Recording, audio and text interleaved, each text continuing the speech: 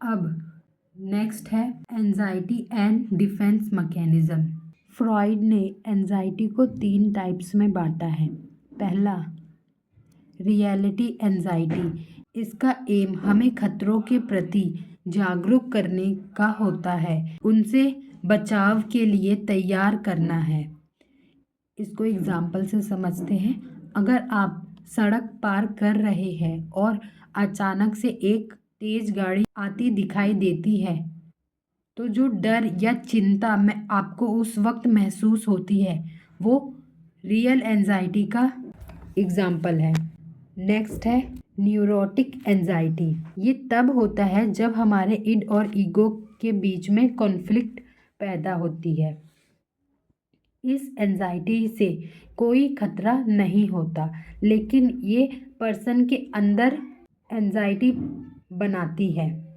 For example, अगर किसी person को लगातार ये डर है कि वो गुस्से में किसी को कुछ नुकसान कर पहुंचा देगा, तो ये एक न्यूरोटिक एंजाइटी है। या ऑफिस में काम करते हुए ये डर बना रहता है कि हमारे काम से बॉस खुश होगा या नहीं होगा, ये भी न्यूरोटिक एंजाइटी का एग्जाम्पल है। अगला है मॉरल एंजाइटी।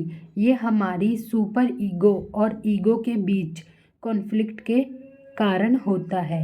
जब हम अपने मोरल वैल्यूज़ के अपोजिट कुछ सोचते हैं या करते हैं, तो ये एंजाइटी पैदा होती है। जैसे अगर किसी पर्सन ने झूठ बोला और उसे गिल्ट महसूस हो रहा है, तो ये मोरल एंजाइटी का एक एग्जाम्पल है।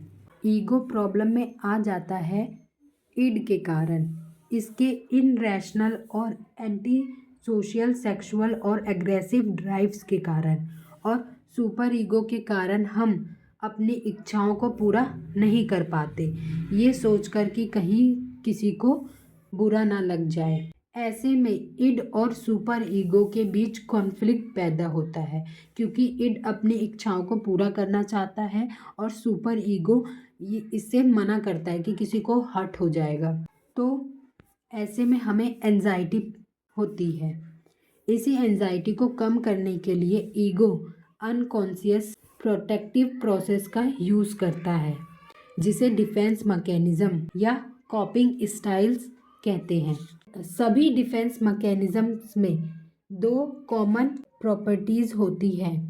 पहला तो वो अचानक से प्रकट होता है और रियलिटी को एक्सेप्ट नहीं करता, या रियलिटी को मानने से इनकार कर देता है। इसमें से फर्स्ट है डिनायल, रियलिटी को एक्सेप्ट नहीं करता है। फॉर एग्ज़ाम्पल, अगर कोई एग्ज़ाम में फ़ेल हो गया, बट वो इस बात को मान ही नहीं रहा कि वो एग्ज़ाम में फ़ेल हो गया है। दूसरा है डिस्प्लेसमेंट, अपना गुस्सा किसी और पर निकालना।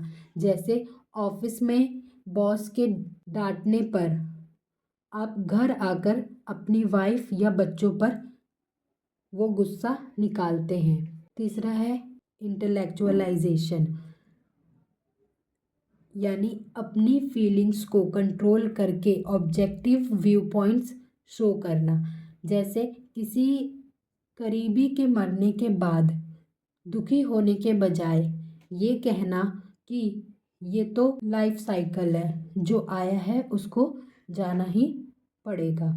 और चौथा है प्रोजेक्टिव, यानी अपनी नेगेटिव फीलिंग्स या वीकनेस को दूसरों पर थोपना। जैसे अगर कोई व्यक्ति खुद जेलिस फील कर रहा है किसी से, तो वो ये नहीं कहेगा कि मैं जेलिस फील कर रहा हूँ, वो ये कहेगा कि वो मुझसे जलता है। फिफ्थ है रैशनलाइजेशन, अपने अनसक्सेस या फेलियर्स को दूसरी की गलती बताना। जैसे आप किसी एग्ज़ाम में फ़ेल हो गए, लेकिन इसका कारण आप ये बताते हैं कि एग्ज़ामिनर ने एग्ज़ाम पेपर ठीक से चेक नहीं किया, या फिर वो अपलोड करने में कोई गलती कर दी, या टीचर ने ठीक से नहीं पढ़ाया, ये सब। सिक्स्थ है रिएक्शन फॉर्मेशन, अपनी रियल फीलिंग्स के अपोजिट बिहेवियर करना।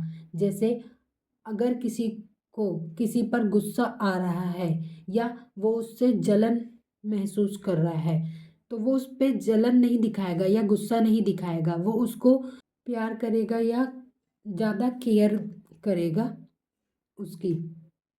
अगला है रिग्रेशन, बच्चों की तरह बिहेवियर करना।